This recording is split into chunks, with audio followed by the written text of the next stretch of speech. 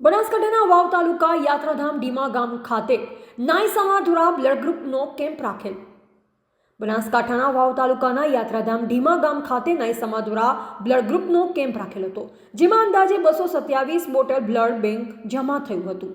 નાઈ સમાજના પ્રમુખ સોલંકી આંબાભાઈ ઉપસ્થિત રહ્યા અને નાઈ ધનજીભાઈ આંબાભાઈ ઢીમા, ગાયક કલાકાર ભરતભાઈ જોગાભાઈ નાઈ ઢીમા ઉપસ્થિત રહ્યા વગેરે નાઈ સમાજના સહયોગથી બ્લડ ગ્રુપનું આયોજન કરાયું. સાથે નાઈ સમાજની વિદ્યાર્થીઓ માટે અભ્યાસક્રમ માટે આયોજન કરાયું હતું.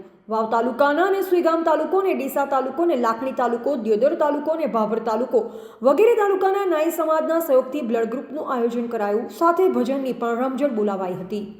રિપોર્ટર રાજપૂત ગોવિંદસિંહ, વાવથરા, સુઈગામ.